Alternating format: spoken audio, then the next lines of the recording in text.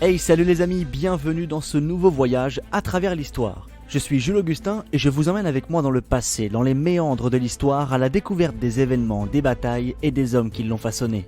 Aujourd'hui, on s'intéresse à l'histoire de ceux que l'on appelle les écorcheurs. Ces hommes de guerre qui pratiquent le pillage, le rançonnement et puis tout simplement la guerre ont été d'une importance capitale dans l'histoire du règne de Charles VII au XVe siècle. Ils laisseront derrière eux un bien sombre souvenir. Alors, plongeons-nous ensemble dans l'histoire des écorcheurs.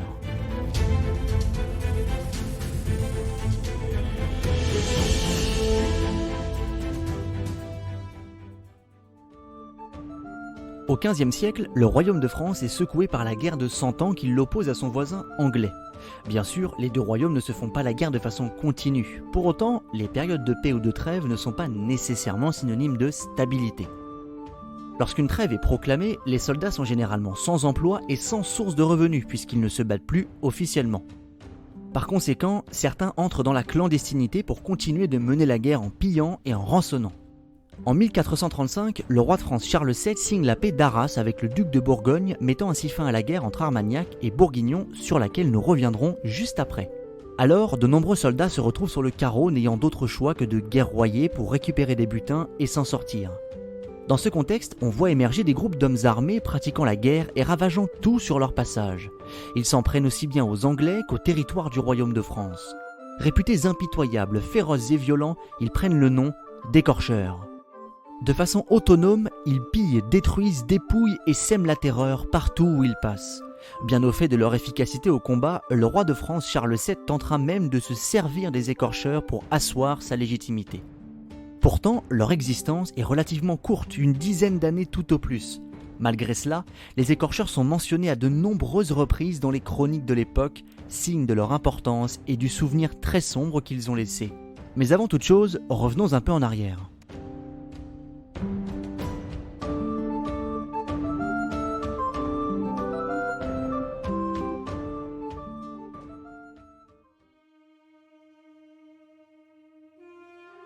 Le contexte de l'avènement des écorcheurs est celui de la bien connue guerre de 100 ans qui oppose le royaume de France et le royaume d'Angleterre.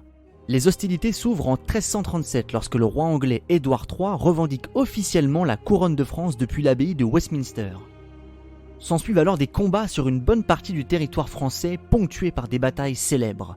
Crécy en 1346, Poitiers 10 ans plus tard, le siège de Paris en 1360 ou encore, un peu plus tard, la bataille d'Azincourt en 1415. Bien entendu, la guerre de 100 ans apporte une grande instabilité en France. De ce fait, la couronne est régulièrement secouée et menacée. Des forces centrifuges émergent de toutes parts, toutes voulant profiter du chaos qui s'installe progressivement au sein du royaume. Au début du XVe siècle, de graves tensions vont émerger au sein du royaume entre deux camps. Les Bourguignons, menés par leur duc Philippe le Bon, et les Armagnacs, le camp royal, disons, autour du duc d'Orléans Louis Ier, qui est aussi le frère du roi Charles VI. Les deux camps s'opposaient, entre autres, pour obtenir le contrôle du conseil de régence, puisque Charles VI, vous le savez, était pris de folie. En gros, les deux partis s'opposent pour le pouvoir. En 1407, Louis Ier est assassiné sur ordre du nouveau duc de Bourgogne, Jean sans Peur, fils de Philippe le Bon. Une guerre civile éclate alors dans le royaume. Il faudra attendre 1435, soit quasiment 30 ans plus tard, pour que la paix d'Arras mette fin au conflit. Voilà, grosso modo, l'état du royaume de France au moment où les écorcheurs émergent.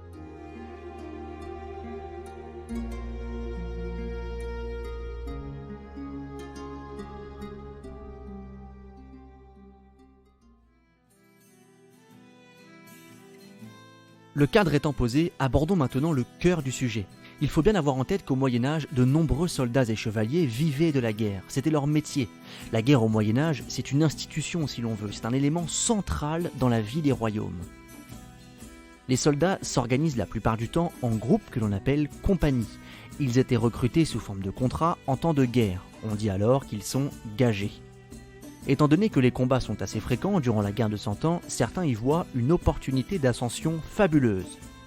La guerre devient alors un mode de vie.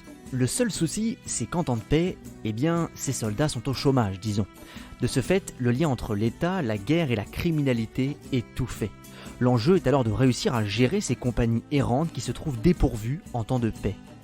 Par exemple, Charles V avait volontiers délégué la gestion à son connétable Bertrand du Guesclin qui avait envoyé ses grandes compagnies combattre en Navarre.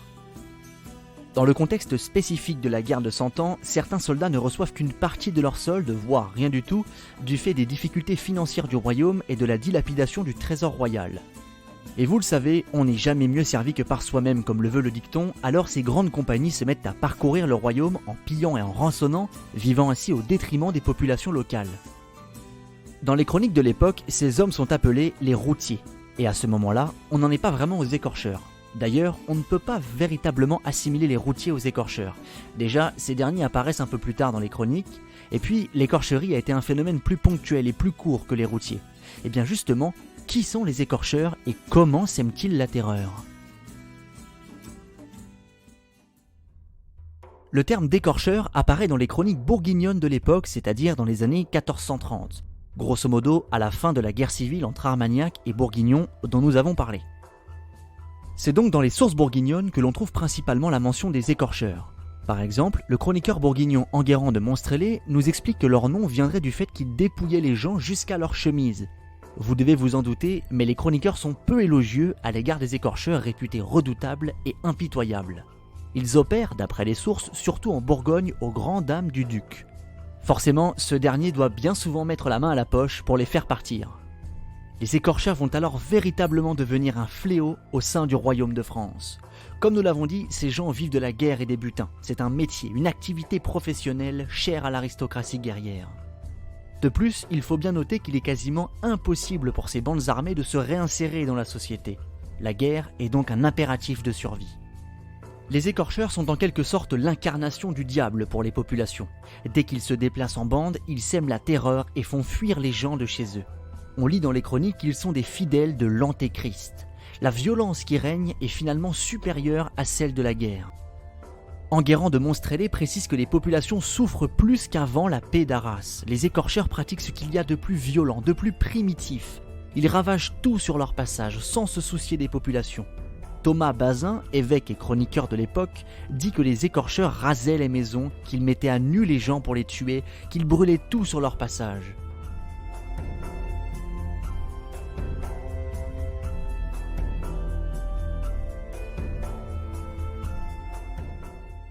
Vous imaginez bien le chaos qu'ils sèment et l'embarras qu'ils représentent pour le roi de France. Parce qu'il faut bien le dire, mais les écorcheurs étaient d'anciens soldats recrutés par le pouvoir royal. C'est donc le roi qui va bien tenter d'éradiquer ce fléau et de mettre fin au cauchemar de l'écorcherie. Mais alors comment stopper les exactions commises par les écorcheurs ? Comment faire vivre ces soldats autrement que par la guerre sur le territoire du royaume ? Déjà, il faut bien dire que le roi de France est dans une position assez délicate. Charles VII est bien conscient du problème, mais il sait aussi que ces hommes ont été de précieux atouts dans sa conquête du pouvoir et sa lutte contre les Anglais. Seulement, ils vont forcément rapidement devenir indésirables pour le roi. De plus, il recevait de nombreuses lettres du duc de Bourgogne qui le sommaient de faire quelque chose contre ses compagnies. Alors, Charles VII va d'abord commencer par recruter plusieurs de ses compagnies pour ensuite les envoyer combattre au-delà des frontières du royaume. Disons que tant que les violences ne se déroulent pas sur le territoire français, ça convient au roi. Ensuite, Charles VII prévoit de mener une grande réforme de l'armée royale. En effet, le roi a la bonne idée d'intégrer ses compagnies dans l'armée royale et de se réserver le droit exclusif de lever des armées. Le reste du temps, les soldats seraient soumis à la discipline militaire, comme c'est plus ou moins le cas aujourd'hui. En 1439, par l'ordonnance d'Orléans, le roi se pose comme le seul à pouvoir lever des armées et interdit fermement les compagnies libres, comme les écorcheurs. Bien entendu, cela ne plaît absolument pas aux grands seigneurs. Certains se faisaient un plaisir de recruter les écorcheurs pour aller piller les terres du seigneur voisin. On peut par exemple citer Robert de Sarrebruck, seigneur de Commercy, qui recruta et envoya des écorcheurs dans le pays messin. Bref, toujours est-il que de nombreux seigneurs se soulèvent en 1440 lors de la Grande Praguerie. Malgré tout, Charles VII parvient à obtenir gain de cause. 5 ans plus tard, en 1445, il crée les premières compagnies d'ordonnance, autrement dit, des unités permanentes à la disposition du roi. Sans doute par malice et pragmatisme, Charles VII prend soin d'intégrer les anciens capitaines des compagnies de l'écorcherie dans les rangs de l'armée permanente. Il émet des lettres de rémission les pardonnant de toutes les exactions et les péchés commis du temps de l'écorcherie. Ainsi, en 1445, Charles VII semble avoir trouvé une issue au chaos terrible installé par l'écorcherie qui s'éteint alors.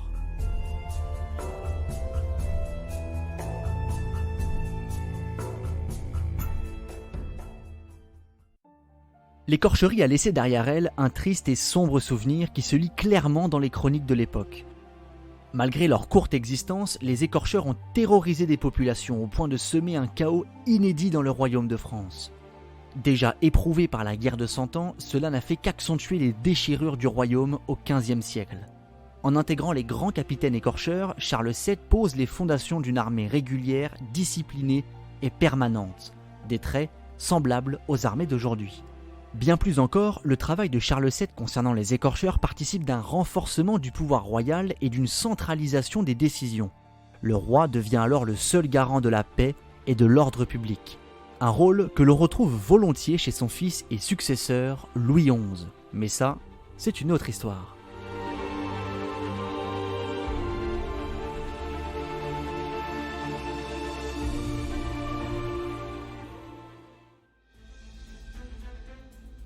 Merci les amis pour votre écoute, j'espère que cet épisode vous a plu. Je vous rappelle que ce podcast est produit par Moment d'Histoire, alors si vous voulez en savoir plus et poursuivre ce beau voyage à travers l'histoire, je vous invite à vous rendre sur notre site momentdhistoire.fr.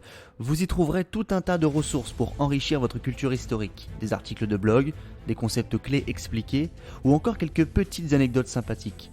Voilà les amis, merci encore et je vous dis à bientôt pour un prochain voyage à travers l'histoire.